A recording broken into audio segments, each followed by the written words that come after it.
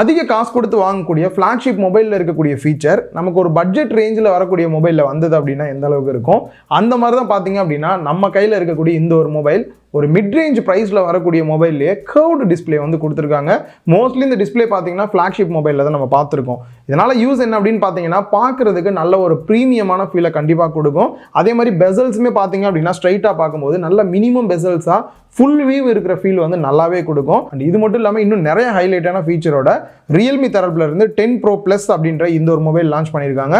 இதில் என்னெல்லாம் ஃபீச்சர்ஸ் வருது வரல அப்படின்றத கிளியராக அந்த வீடியோவில் பார்க்கலாம். நீங்கள் பார்த்துட்டு இருக்கிறது லவுடலி டெக் சேனல். நான் சுகுமார். வாங்க வீடியோக்குள்ளே போகலாம். குயிக்காக ஒரு அன்பாக்சிங்கோட ஸ்டார்ட் பண்ணலாம். பாக்ஸை மஞ்சள் கலரில் கொடுத்துருக்காங்க.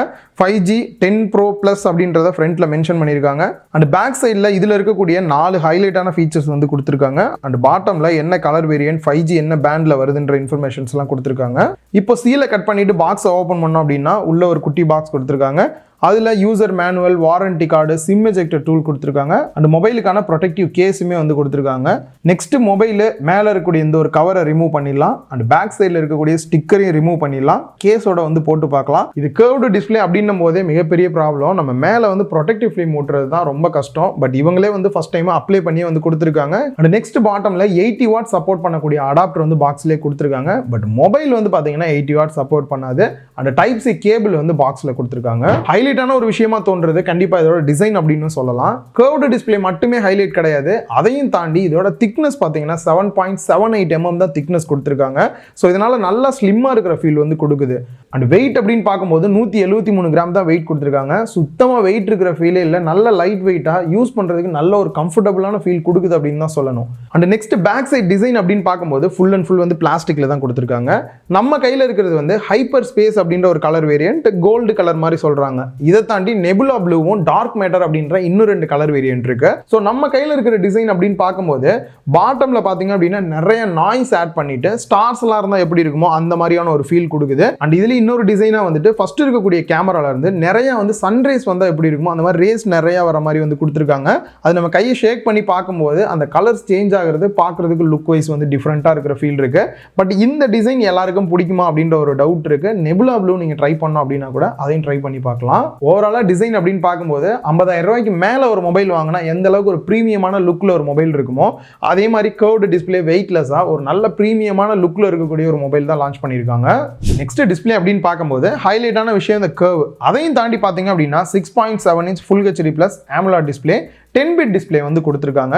HDR 10+ சப்போர்ட்டுமே இருக்கு. ரிஃப்ரெஷ் ரேட்டை பொறுத்த வரைக்கும் 120 Hz ரிஃப்ரெஷ் ரேட்டோட கொடுத்துருக்காங்க.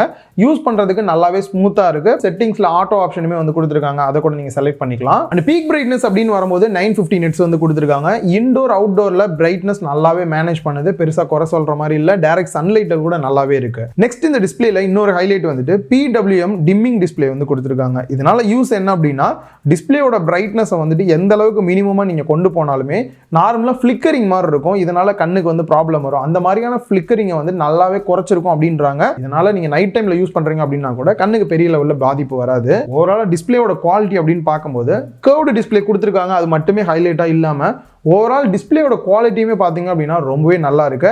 சேச்சுரேஷன் லெவலாக இருக்கட்டும், நல்ல ஒரு டீப்பான பிளாக் கிடைக்குது. எல்லாமே சூப்பராக இருக்கு. ஒரு சின்ன குறை பார்த்தது என்ன அப்படின்னு பார்த்தீங்கன்னா யூடியூப்ல நீங்க HDR கண்டென்ட் வந்து ப்ளே பண்ண முடியும். அதையும் தாண்டி நீங்க 4K கண்டென்ட் ப்ளே பண்றீங்க அப்படின்னும் போது சின்னதாக இந்த மாதிரி வந்து லேக் ஆகிட்டே இருக்கிற மாதிரி இருக்கு. அதுக்கு வந்து நீங்க 1080p வந்து செலக்ட் பண்ணிட்டீங்க அப்படின்னா 60 fps நல்ல ஒரு ஸ்மூத்தா இருக்கிற ஃபீலோட நல்லா ப்ளே ஆகுது. அண்ட் நெட்ஃபிளிக்ஸ் பிரைம்ல வந்து நீங்க HDR கண்டென்ட் வந்து ப்ளே பண்ண முடியாது. அண்ட் ஃபிங்கர் பிரிண்ட் ஸ்கேனரை பொறுத்த வரைக்கும் in display finger print scanner கொடுத்துருக்காங்க. யூஸ் பண்றதுக்கு நல்லாவே ஃபாஸ்டா இருக்கு. அதே மாதிரி ஃபேஸ் அன்லாக் யூஸ் பண்றீங்க அப்படின்னாலுமே ஓரளவுக்கு லோ லைட்டா இருந்தாலும் கூட குயிக்காவே அன்லாக் ஆயிருது. சிம் ட்ரே பொறுத்த வரைக்கும் பாட்டம்ல டியூவல் சிம் ஸ்லாட் வந்து கொடுத்துருக்காங்க. எக்ஸ்பேண்டபிளா SD கார்டு வந்து இதில் யூஸ் பண்ண முடியாது. அண்ட் இந்த மொபைலில் பார்த்தீங்க அப்படின்னா இந்தியாவில் இருக்கக்கூடிய ஆல்மோஸ்ட் எல்லா 5G பேண்டுமே சப்போர்ட் ஆகிற மாதிரி தான் கொடுத்துருக்காங்க.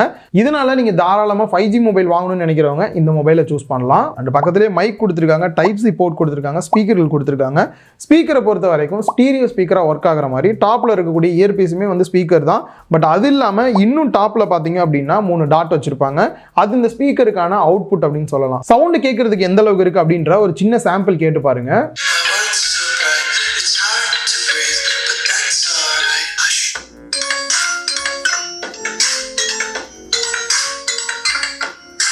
சவுண்ட் குவாலிட்டி கேட்டு பார்த்துருப்பீங்க. கிளியரான சவுண்ட் மட்டும் இல்லாமல் நல்ல லவுடராகவே கேட்குது சவுண்ட் வந்துட்டு. லெஃப்ட் சைடில் எந்த ஒரு போர்ட்டுமே இல்லை. டாப்பில் நாய்ஸ் கேன்சலேஷன் மைக் கொடுத்துருக்காங்க. ரைட் சைடில் volume rocker key and power button கொடுத்துருக்காங்க.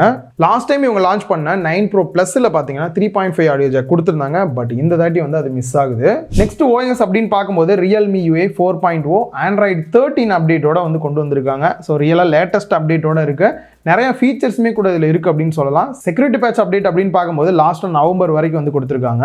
ஸோ பிராண்ட் ப்ராமிஸ் பண்ணுற அப்டேட் அப்படின்னு பார்க்கும்போது நார்மலாக OSோட அப்டேட் வந்து 2 வருஷத்துக்கும் செக்யூரிட்டி பேட்ச் அப்டேட் வந்து 3 வருஷத்துக்கு கொடுக்குற மாதிரி சொல்லியிருக்காங்க. தேவையில்லாத ஆப்ஸ் அண்ட் ப்ளோட்வேர்ஸ் இருக்க தான் செய்யுது. இந்த ஆப்ஸ் அப்படின்னு பார்க்கும்போது இதெல்லாம் பார்க்கறதுக்கு வந்து ஆப்ஸ் மாதிரியே இருக்குது. கிளிக் பண்ணுங்க அப்படின்னா ரெக்கமெண்டேஷன் இந்த ஆப்லாம் பண்ணுங்க அப்படின்ற மாதிரிலாம் கொடுத்துருக்காங்க. ஸோ இதெல்லாம் தவிர்த்திருந்தாங்க அப்படின்னா இன்னுமே பெட்டராக இருக்கிற ஃபீல் இருக்கும். அண்ட் ஹைலைட்டான ஃபீச்சர்ஸ் அப்படின்னு பார்க்கும்போது நார்மலாக ஹோம் ஸ்க்ரீனில் நீங்கள் சில ஆப்ஸ் தான் வைக்கிற மாதிரி இருக்கும். இல்லாட்டி இந்த மாதிரி குட்டி பாக்ஸ் டைப்ல தான் வைக்க முடியும். அதுக்கு பதிலாக அதை லாங் பிரஸ் பண்ணிட்டு என்லார்ஜ் ஃபோல்டர் அப்படின்னு கொடுத்தீங்கன்னா உங்களுக்கு எல்லா ஆப்புமே இங்கே டைரக்டா ஓப்பன் ஆகிற மாதிரி இருக்கு. கிளிக் பண்ணி யூஸ் பண்ணா சிங்கிள் கன்ல கிளிக் பண்றதுக்கு ரொம்ப ஈஸியா இருக்கு. அண்ட் அதே மாதிரி ஆல்வேஸ் ஆன் டிஸ்பிளேலையும் சில இம்ப்ரூவ்மெண்ட்ஸ் கொண்டு வந்திருக்காங்க. உங்களுக்கு அந்த ஆல்வேஸ் ஆன் டிஸ்பிளேல வரக்கூடிய அந்த வால்பேப்பர் டைப்பை வந்து சேஞ்சும் பண்ணிக்கலாம். அண்ட் அது மட்டும் இல்லாமல் ஸ்பாட்டிஃபைல எல்லாம் நீங்க சாங்ஸ் கேட்குறீங்க அப்படின்னும் போது உள்ள ஆப்புக்குள்ள போய் சாங் சேஞ்ச் பண்ணாம டைரக்டா வெளியில இருந்தே உங்களால வந்து ஈஸியா சாங்ஸ் எல்லாம் சேஞ்ச் பண்ணிக்க முடியுது. நெக்ஸ்ட் கேமரா அப்படின்னு பார்க்கும்போது ஃப்ரண்ட்ல செல்ஃபி கேமரா 16 மெகா பிக்சல் கொடுத்துருக்காங்க. ஒரு சில போட்டோ சாம்பிள் நீங்க இண்டோர்ல தான் பார்க்க முடியும். ரீசன் வெளியில செம மழை பெஞ்சிட்டு இருக்கு சென்னையில். நானும் போட்டோ எடுக்கலாம் 2-3 நாளா ட்ரை பண்றேன். பகலே இருட்டு மாதிரி தான் இருக்கு. ஸோ அதனால அட்ஜஸ்ட் பண்ணிக்கங்க. முடிஞ்ச அளவுக்கு இன்ஸ்டாகிராமில் ஃபோட்டோ சாம்பிள் ஆட் பண்ணுறதுக்கு ட்ரை பண்ணுறேன். பேக் சைடில் ட்ரிபிள் கேமரா செட்டப் கொடுத்துருக்காங்க. மெயின் கேமரா 108 மெகா பிக்சலும், அல்ட்ரா வைட் ஆங்கிள் ஃபோட்டோ எடுக்கிறதுக்கு 8 மெகா பிக்சலும், 2 மெகா பிக்சல் மேக்ரோ ஃபோட்டோ எடுக்க கொடுத்துருக்காங்க. லாஸ்ட் டைம் OIS சப்போர்ட்டோட கொடுத்துருந்தாங்க. ஸோ வீடியோஸ்லாம் எடுக்கும்போது அந்த ஸ்டெபிலைசேஷன் நல்லா இருந்துச்சு. பட் இப்போ வந்துட்டு OIS சப்போர்ட் பார்த்தீங்கன்னா 10 Pro Plusல வந்து கொடுக்கல. அடாப்டரை பொறுத்த வரைக்கும் 80 வாட்ஸ் அடாப்டர் வந்து பாக்ஸில் கொடுத்துருக்காங்க. பட் மொபைல் வந்து 67 வாட்ஸ் தான் சப்போர்ட் பண்ணுற மாதிரி இருக்கு. ஸோ இதை யூஸ் பண்ணி சார்ஜ் பண்ணுற டெஸ்ட் வந்து நான் இன்னும் வந்து எடுக்கல. அப்படி எடுத்தேன் அப்படின்னா டிஸ்கிரிப்ஷனில் என்ன வருது அப்படின்றத நான் ஆட் பண்ணிக்கிறேன். அண்ட் அதே சமயம் யூஸ் பண்ணி பார்க்கும்போது பார்த்தீங்க அப்படின்னா தாராளமாக ஒரு நாளைக்கு மேலேயே வந்து பேட்டரி லைஃப் வருது நான் ரெகுலராக யூஸ் பண்ணி பார்க்கும்போது. நெக்ஸ்ட் ப்ராசர் அப்படின்னு வரும்போது இந்தியாவில் ஃபர்ஸ்ட் டைமாக இந்த ப்ராசர் இந்த மொபைலில் வந்து யூஸ் பண்ணியிருக்காங்க. மீடியாடெக்கோட டைமென்சிட்டி 1080 5G ப்ராசர் வந்து யூஸ் பண்ணியிருக்காங்க. இது எதோட கம்பேர் பண்ணலாம்னா ஸ்னாப்டிராகன் 778G ப்ராசருக்கு கம்பேர் பண்ணால் ஓரளவுக்கு ஈக்குவலாக வர மாதிரி இருக்கு. அண்ட் கேம் பிளே பண்ணும்போது எந்த அளவுக்கு இருந்துச்சு அப்படின்னு பார்க்கும்போது நான் ஜஸ்ட் குயிக் ரிவ்யூ அப்படின்றனால ஒரு 30 நிமிஷத்துக்கு மேலே தான் வந்து ப்ளே பண்ணி பார்த்துருப்பேன். நான் ப்ளே பண்ண வரைக்கும் எந்த ஒரு லேக் இந்த மாதிரி எதுவும் இல்லை. யூஸ் பண்ணுறதுக்கு நல்லாவே ஸ்மூத்தாக இருந்தது. நார்மல் யூஸ் பண்ணுறதுக்கும் சரி, கேம் ப்ளே பண்ணுறதுக்கும் சரி. அண்ட் இதில் செப்பரேட்டாக வந்து எந்த ஒரு கூலிங் சிஸ்டம் இந்த மாதிரி எதுவுமே வந்து கொடுக்கல. பட் 1 ஹவருக்கு மேலே வந்து கேம் ப்ளே பண்ணுறோம் அப்படின்னும் போது அது இன்னும் எந்த அளவுக்கு இருக்குது அப்படின்றது தெரியும். பட் நான் நார்மலாக வந்து குயிக் ரிவ்யூ பண்ணி பார்க்கும்போது பெருசாக ஹீட்டிங் இஷ்யூ இருக்கிற மாதிரிலாம் எதுவும் தெரியல. ரேமோட டைப் அப்படின்னு பார்க்கும்போது LPDDR4Xும், ஸ்டோரேஜோட டைப் அப்படின்னு பார்க்கும்போது UFS 2.2ல கொடுத்துருக்காங்க. எக்ஸ்பேண்டபிள் ரேம் அப்படின்னு பார்க்கும்போது மேக்ஸிமம் 8GB வரைக்கும் எக்ஸ்பேண்ட் பண்ணுற மாதிரி கொடுத்துருக்காங்க. ஃபைனலாக ப்ரைஸ் என்ன, இதில் ஹைலைட் என்ன இருந்தது, குறை என்ன இருந்ததுன்றதை பார்த்துடலாம். ஹைலைட்டை பொறுத்த வரைக்கும் கண்டிப்பாக இந்த கர்வ்டு டிஸ்பிளே அப்படின்னு சொல்லுவேன். இந்த ப்ரைஸ் ரேஞ்சுக்கு கர்வ்டு டிஸ்பிளே நல்ல ஒரு குவாலிட்டியான டிஸ்பிளே 120Hz ரிஃப்ரெஷ் ரேட்டோட வந்து கொடுத்துருக்காங்க. அண்ட் அதே மாதிரி ஓவரால் டிஸ்பிளே வைஸும் பார்க்கும்போது மொபைல் வந்து லுக் வைஸ் ரொம்பவே நல்லா இருக்கு. நீங்கள் கையில் வச்சிருந்தீங்க அப்படின்னா கண்டிப்பாக அதிக ப்ரைஸ் உள்ள மொபைலுக்கான ஒரு ஃபீல் தான் கொடுக்குது. 5000 mAh பேட்டரி கெப்பாசிட்டியும் ஃபாஸ்ட் சார்ஜிங் சப்போர்ட்டோட கொடுத்தது நல்ல ஒரு ஹைலைட்டு. OS வந்து லாஸ்ட் டைமோட கட் பண்ணது ஒரு சின்ன குறையா தோணுது. நெக்ஸ்ட் 3.5 ஆடியோ ஜாக்கை வந்து கட் பண்ணியிருக்காங்க. லாஸ்ட் டைம் வேரியண்ட்ல பேக் பேனல் வந்து கிளாஸா கொடுத்திருந்தாங்க. ஸோ இப்போ அதை பிளாஸ்டிக்கா மாத்துறது சின்ன ஒரு டவுன் கிரேடா தோணுது டிசைன் வைஸ் பார்க்கும்போது. அண்ட் பிரைஸ் அப்படின்னு பார்க்கும்போது 6GB RAM 128GB இன்டர்னல் ஸ்டோரேஜோட 25,000 ரூபாய் பிரைஸ் பண்ணியிருக்காங்க. அதுவே 8GB RAM 128GB இன்டர்னல் ஸ்டோரேஜோட வாங்கினீங்கன்னா ஒரு 1000 ரூபாய் எக்ஸ்ட்ரா 26,000 ரூபாய் பிரைஸ் பண்ணியிருக்காங்க. அதுவே 8GB RAM 256GB இன்டர்னல் ஸ்டோரேஜோட 28,000 ரூபாய் வந்து பிரைஸ் பண்ணியிருக்காங்க. கீழே டிஸ்கிரிப்ஷனில் இந்த மொபைலுக்கான லிங்க் கொடுத்துருக்கேன். செக் பண்ணி பாருங்க. இன்னும் மற்ற ஃபீச்சர்ஸ்லாம் மிஸ் பண்ணியிருந்தேன்னா அதில் செக் பண்ணி பார்த்துக்குங்க. இந்த வீடியோ உங்க எல்லாருக்குமே யூஸ்ஃபுல்லாக இருந்திருக்கும் அப்படின்னு நினைக்கிறேன். இந்த வீடியோ பிடிச்சிருந்தா லைக் பண்ணுங்க, உங்க ஃப்ரெண்ட்ஸ் கூட ஷேர் பண்ணுங்க. மறக்காம லவுடலி டெக் சேனலுக்கு உங்களோட சப்போர்ட்டை கொடுங்க.